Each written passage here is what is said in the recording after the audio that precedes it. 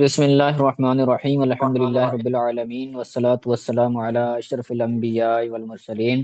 اصول شاشی کے اسباق کا سلسلہ ہمارا جاری و ساری ہے اور ہم اجماع کا بیان پڑھ رہے ہیں۔ ایک ہمارا لیکچر ہوا تھا اجماع کے حوالے سے، جس کے اندر اجماع کی جو 4 اقسام بنتی ہیں اس کو ہم نے ڈسکس کیا۔ آج اس سے آگے پڑھیں گے، یعنی یہ دوسرے اعتبار سے اجماع کی پھر آگے 2 قسمیں بنتی ہیں۔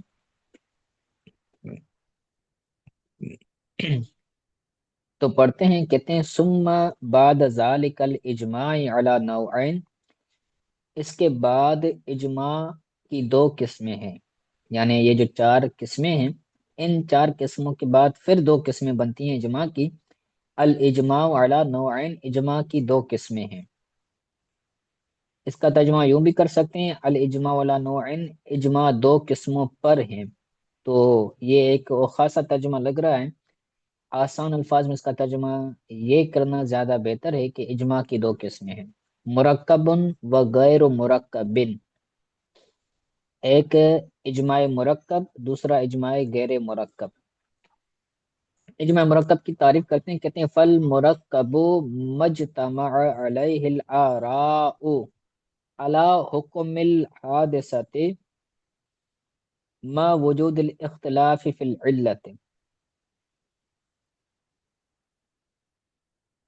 اجماع مرکب وہ اجماع ہے کہ جس پر نئے پیدا ہونے والے حکم پر آرا جمع ہوں، یعنی ایک نیا حکم پیش آیا ہے جس کا جو ہے وہ حکم نہ قرآن میں ہے نہ حدیث میں ہے، نئی چیز پیش آئی ہے، اب اس کا حکم کیا ہے، جائز ہے ناجائز ہے، تو اب اس پر آرا کیا ہو گئی، آرا کا اجماع ہو گیا۔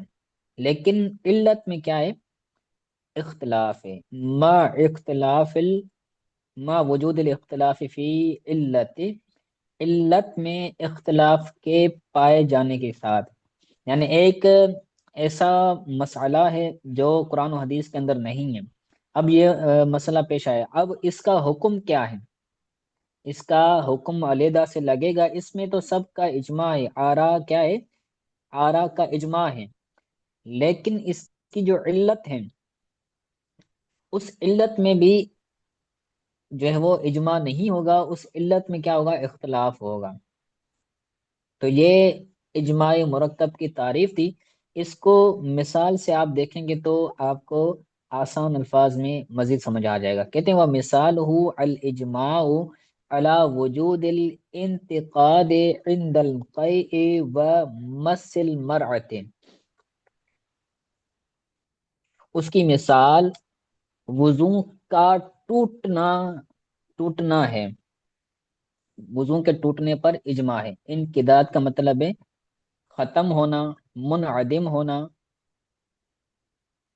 تو وضو کا ٹوٹنا، اس پر اجماع کا ہونا، یہ اجماع مرکب ہے عند القیء و مس المرأة، قے کرنے کے وقت یعنی الٹی کرنے کے وقت اور عورت کو چھونے کے وقت۔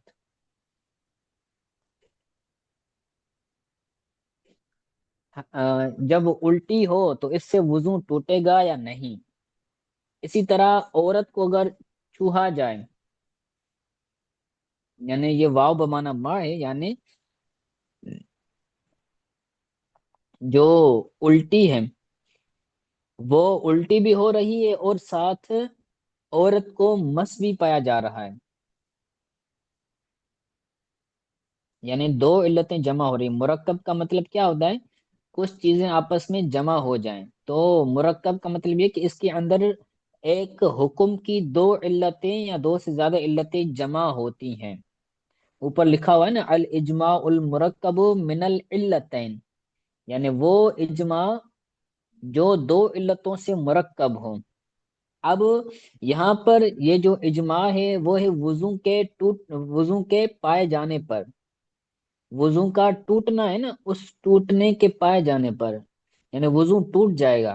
انقداد، انتقاد کا مطلب کیا ہے، وضو کا ٹوٹنا، تو جب الٹی پائی جائے اور الٹی کے ساتھ ساتھ عورت کو چھونا بھی پایا جائے، تو ان دونوں صورتوں میں کیا ہو جائے گا؟ وضو ٹوٹ جائے گا۔ ہمارے نزدیک وضو مس عورت کو ٹچ کرنے سے نہیں ٹوٹے گا، امام شافعی کے نزدیک اگر کوئی بندہ عورت کو چھوتا ہے تو اس سے وضو ٹوٹ جائے گا، اور ہمارے نزدیک اگر کوئی بندہ الٹی کرتا ہے تو الٹی سے وضو ٹوٹ جائے گا۔ تو اب یہ دونوں صورتیں پائی گئی ایک ساتھ، ایک بندے نے الٹی کی اور الٹی کرنے کے دوران کسی عورت کو بھی چھوا، تو اب امام شافعی کے نزدیک اور ہم احناف کے نزدیک دونوں کے اندر کیا ہو جائے گا؟ وضو ٹوٹ جائے گا۔ تو اب کیا ہو گئی؟ دونوں کی علتیں جمع ہو گئی، وضو کے ٹوٹنے پر کیا ہو گیا؟ اجماع ہو گیا، تو اس کو اجماع مرکب کہتے ہیں۔ اما عندنا فبناء علی القیء و اما عنده فبناء علی المس۔ بہرحال ہمارے نزدیک تو اس کی بنا الٹی پر ہے، اور امام شافعی علیہ الرحمہ کے نزدیک تو اس کی بنا چھونے پر ہے۔ ہمارے نزدیک وضو کیوں ٹوٹے گا؟ کیونکہ اس نے الٹی کی ہے، اور امام شافعی علیہ الرحمہ کے نزدیک وضو کیوں ٹوٹے گا؟ اس وجہ سے ٹوٹے گا کہ اس نے عورت کو ٹچ کیا ہے، عورت کو چھوا ہے۔ استاد جی، ٹھیک ہے؟ امام شافی کا متعلق الٹی پر وضو ٹوٹے گا یا نہیں؟ نہیں، امام شافعی کے نزدیک الٹی سے وضو نہیں ٹوٹے گا، کیونکہ جی وہ کہتے ہیں کہ الٹی کے اندر جو ہے وہ نجاست نہیں ہے۔ ایک بندہ کھانا کھاتا ہے تو وہ کھانا ہی واپس نکلتا ہے، خروج نجاست نہیں ہوتا۔ نجاست خارج ہو تو وضو ٹوٹے گا ان کے نزدیک، اگر نجاست خارج نہیں ہوتی تو پھر وضو نہیں ٹوٹے گا۔ تو امام شافعی کے نزدیک الٹی سے وضو نہیں ٹوٹے گا، ہمارے نزدیک ٹوٹ جائے گا، اور امام شافعی کے نزدیک عورت کو مس کرنے سے، عورت کو ٹچ کرنے سے وضو ٹوٹ جائے گا، ہمارے نزدیک وضو نہیں ٹوٹے گا۔ تو علتوں کے اندر اختلاف ہے، وجود الاختلاف فی العلت، علت میں اختلاف ہے، لیکن جس چیز پر اجماع ہے وہ ہے وضو کا ٹوٹنا۔ ٹھیک ہے؟ جی اب آگے مزید وضاحت کر رہے ہیں ایک دوسرے طریقے سے، یعنی یہ تو ہو گئی اس کی تعریف، اس کی مثال اور اس کی وضاحت۔ اب دوسری بات کہتے ہیں ثم هذا النوع من الاجماع لا يبقى حجتا بعد ظہور الفساد في احد الماخوذین۔ ثم هذا النوع من الاجماع لا يبقى حجتا بعد ظہور الفساد في احد المؤاخذین۔ پھر اجماع کی یہ قسم دونوں علتوں میں سے کسی ایک میں فساد کے ظاہر ہونے کے بعد حجت نہیں رہتا۔ پھر اجماع کی یہ قسم دو علتوں میں سے کسی ایک میں فساد ظاہر ہونے کے بعد حجت نہیں رہتا۔ یہ پیچھے سے ترجمہ ہو رہا تھا، اب اگر ہم شروع سے ترجمہ کریں تو اس کا یہ ہوگا کہ اجماع کی یہ قسم حجت نہیں رہتا فساد کے ظاہر ہونے کے بعد دونوں علتوں میں سے کسی ایک علت میں۔ اس کا آسان الفاظ مفہوم یوں سمجھیں کہ یہ جو دو علتیں تھیں، ایک تھا عورت کو چھونا، دوسری تھی دوسری تھی قے کرنا، الٹی کرنا، تو یہ دونوں علتیں ہیں وضو کے توڑنے کی۔ تو اب ان دونوں علتوں میں اگر دونوں علتوں میں فساد ہو جائے پھر اجماع باقی نہیں رہے گا، کیونکہ اجماع کے لیے کیا ہے؟ تمام آراء مختلف ہو۔ تو اگر کسی ایک علت میں کیا ہو جائے گا؟ فساد واقع ہو جائے گا، تو جس امام کی وہ رائے ہوگی تو وہ امام اس مسئلے کے اندر جو ہے وہ اپنی رائے کو اٹھا لے گا، یعنی وہ اپنی رائے کو تبدیل کر لے گا، اور پھر جو ہے وہ اجماع نہیں رہے گا۔ مثلا پیچھے والی جو بات تھی اس کے اندر احناف کے نزدیک الٹی کرنا یہ کیا تھا؟ وضو توڑ علت تھا وضو کے ٹوٹنے کی، کہ اگر کوئی بندہ الٹی کرتا ہے تو وضو ٹوٹ جائے گا۔ تو اگر امام اعظم رحمت اللہ تعالی علیہ پر یہ واضح ہو جاتا ہے، یا ان کو یہ معلوم پڑ جاتا ہے کہ الٹی کرنے سے کیا ہوتا ہے، وضو نہیں ٹوٹتا، دونوں علتوں میں سے کسی ایک علت میں، اب علت کیا ہے، الٹی کرنا، تو علت میں فساد واقع ہو گیا، انہیں یہ معلوم پڑ گیا کہ الٹی جو ہے وہ اس سے وضو نہیں ٹوٹتا، تو پھر کیا ہو جائے گا، اجماع ختم ہو جائے گا، اجماع باقی نہیں رہے گا۔ یہی کہتے ہیں کتاب کے الفاظ میں، کہتے ہیں حتی لو ثبت ان القیء غیر ناقد فابو حنیفۃ علیہ الرحمہ لا یقول بالانقداء فیہ، حتیٰ کہ اگر ثابت ہو جائے کہ الٹی وضو توڑنے والی نہیں ہے، ان القیء غیر ناقد،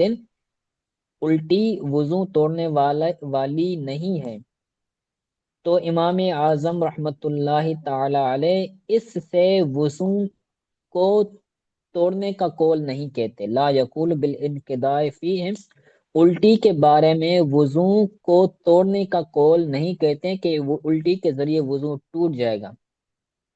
امام اعظم یہ نہیں کہیں گے کہ وضو الٹی سے وضو ٹوٹ جائے گا، کیونکہ ان کے نزدیک جب یہ واضح ہو گیا کہ الٹی سے وضو نہیں ٹوٹتا، تو جب الٹی سے وضو نہیں ٹوٹتا تو امام اعظم اس قول سے جو ہے وہ آپ پیچھے آ جائیں گے۔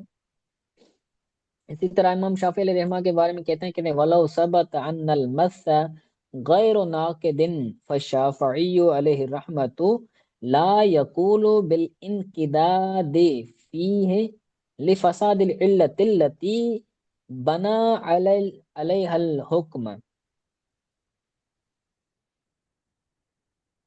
ٹھیک ہے، اگر اس کو بنا پڑھیں گے تو یہ معروف ہوگا، اور الحکم یہ بنے گا مفعول بھی، پھر بنا کا فاعل بنے گا امام شافعی رحمہ۔ اگر اس کو مجہول بنایا جائے فعل کو، بنی علیہ الحکم، پھر الحکم پر جو ہے وہ رفع آئے گی، کیونکہ یہ نائب الفاعل بنے گا بنی فعل کا، ٹھیک ہے۔ تو فشافعی رحمہ، تو امام اگر یہ ثابت ہو جائے کہ عورت کو مس کرنا، عورت کو ٹچ کرنا، اس سے یہ وضو کو نہیں توڑتی، مس مرعت، مس عورت وضو توڑنے والا نہیں ہے، اگر یہ ثابت ہو جائے تو امام شافعی علیہ رحمہ اس کے ذریعے وضو کو توڑنے کا قول نہیں کریں گے، امام شافعی نہیں کہیں گے کہ عورت کو چھونے سے وضو ٹوٹ جائے گا۔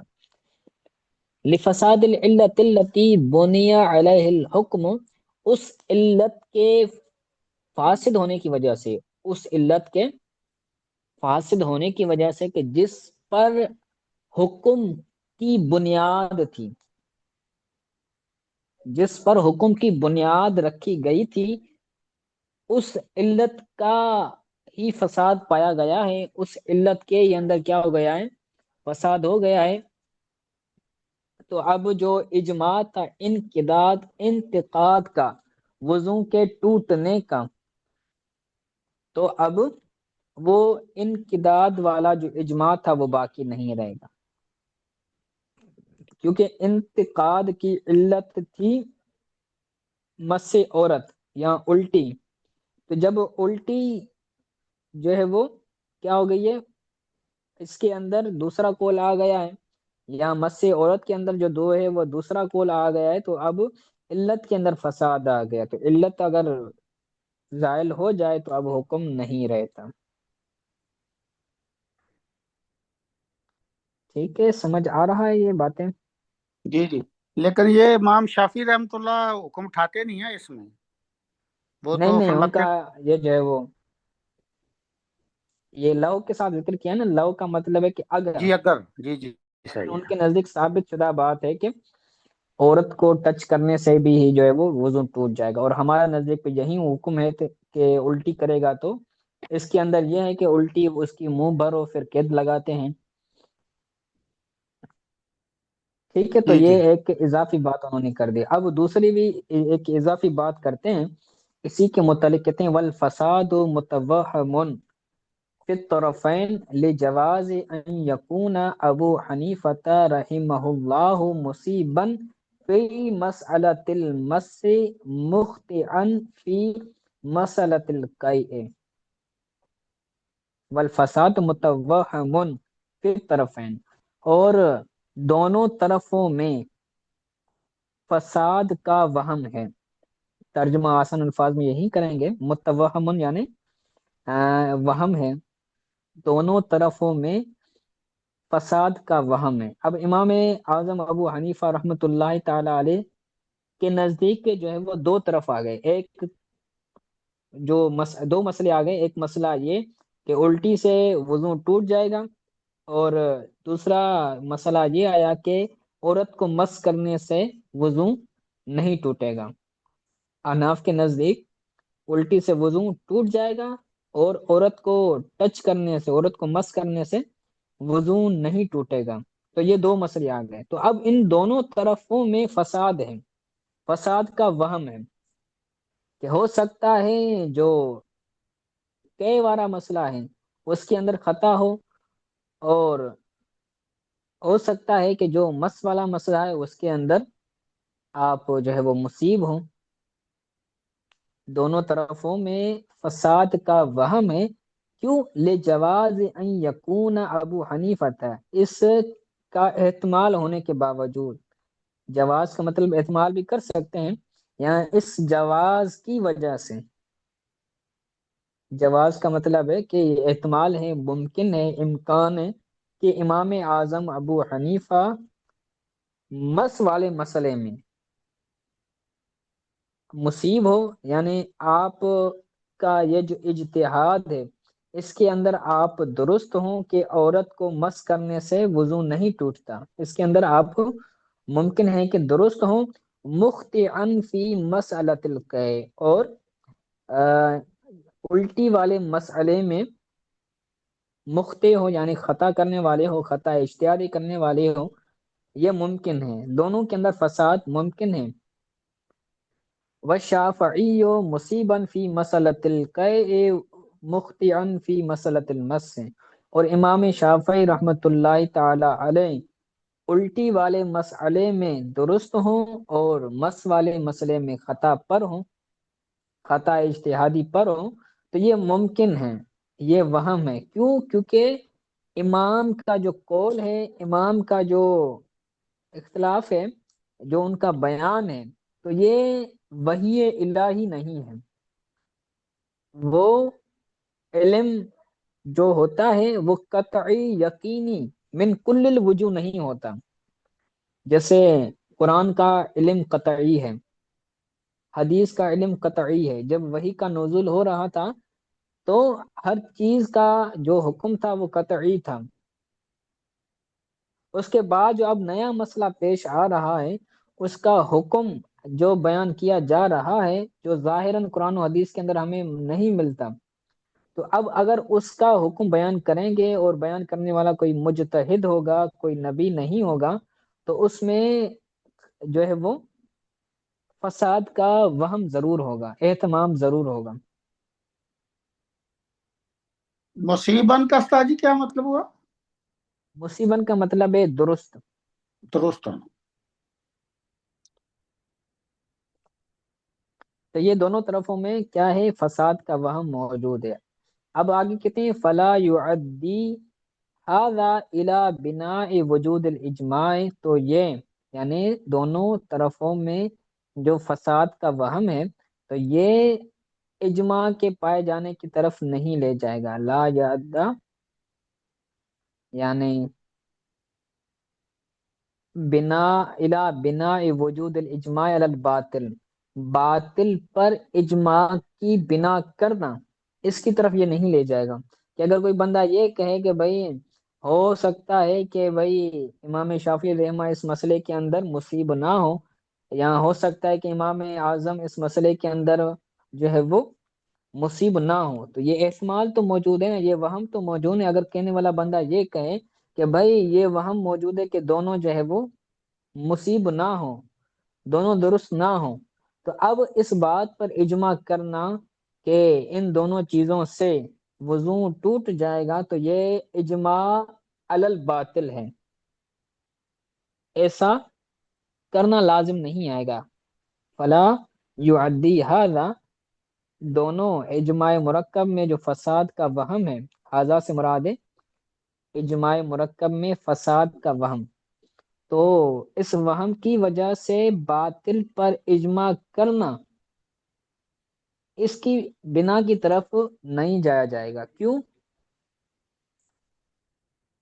کیونکہ ان کا اس مسئلے کے اندر مصیب نہ ہونا یہ قطعی نہیں ہے، کہ اگر کوئی بندہ کہے کہ یہ مصیب نہیں ہے، امام جو ہے وہ امام اعظم یا امام شافعی مصیب نہیں، تو ہم ان سے دلیل پوچھیں گے کہ بھئی اگر آپ یہ کہہ رہے ہیں کہ یہ مصیب نہیں ہے تو آپ کے پاس کیا دلیل ہے؟ ہم الٹی کے اوپر امام اعظم احادیث پیش کرتے ہیں، اور امام شافعی الٹی کے مسئلے پر قیاس پیش کرتے ہیں، تو جو احناف کے مسائل ہوتے ہیں ان کے پیچھے دلائل ہوتی ہے، دلائل ہوتے ہیں، لوجک ہوتی ہے، ہر چیز ہوتی ہے۔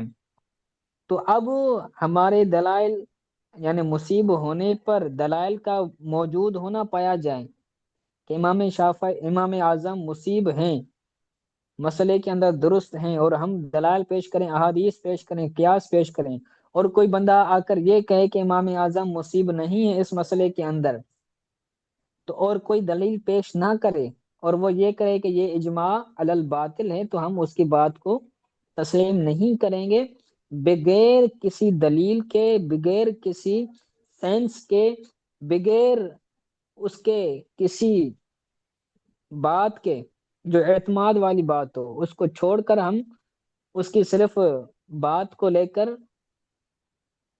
تسلیم نہیں کریں گے، بلکہ دلائل کی طرف جائیں گے۔ تو احناف کے جو مسائل ہیں ان کے اندر دلائل موجود ہیں، اسی طرح امام شافعی العلماء کے بھی دلائل ہیں، لیکن ان دلائل کی بھی ہم توجیحات کرتے ہیں۔ اگر کسی مسئلے کے اندر، جیسے مس والا مسئلہ ہے، تو آپ نے قرآن پاک کی آیت سے جو ہے وہ مس والا مسئلہ لیا ہے کہ اگر کوئی بندہ عورت کو مس کرتا ہے تو پھر کیا کریں؟ غسل کریں۔ تو ہم نے کیا لیا ہے وہاں پر؟ مس سے مراد جمع لیا ہے، کہ اگر کوئی بندہ عورت سے جمع کرتا ہے تو پھر کیا ہو جائے گا؟ وہ جنبی ہو جائے گا، اس پر حدث لازم آ جائے گا۔ تو وہ اختلاف جو ہوتا ہے وہ کسی نہ کسی حل کی طرف آ جاتا ہے۔ تو باطل پر اجماع کرنے والا جو بندہ کہہ رہا ہے کہ یہ باطل پر اجماع ہے، تو اس کا کوئی اعتبار نہیں ہوگا، کیونکہ ان جو ہے وہ اقوال کے پیچھے دلائل ہوتے ہیں قرآن و حدیث کے۔ بخلاف ما تقدم من الاجماع، برخلاف اس کے کہ جو اجماع گزر چکے، جو اجماع کی پہلی چار اقسام تھی، جو پہلا لیکچر تھا اجماع کے متعلق، اس کے اندر جو چار قسمیں بیان کی گئی ہیں اس کے برخلاف ہے، کہ اس کے اندر یہ چیز ممکن ہے۔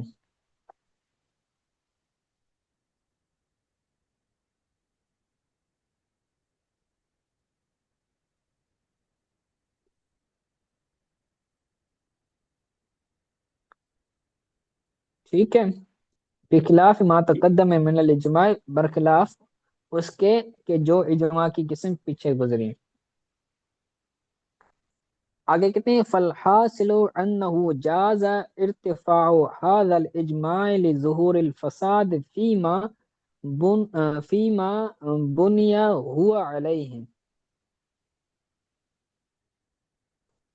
الحاصل یہ ہے کہ اس اجماع کا، یعنی اجماع مرکب کا مرتفع ہونا، یعنی اس اجماع کا اٹھنا، اس اجماع کا ختم ہونا، یہ جائز ہے اس علت میں فساد کی وجہ سے کہ جس علت پر اجماع کی بنیاد رکھی گئی ہے، جس علت پر اجماع کی بنیاد رکھی گئی ہے، اب اس علت کے اندر فساد آ گیا تو اجماع ہی مرتفع ہو جائے گا، اجماع ہی اٹھ جائے گا۔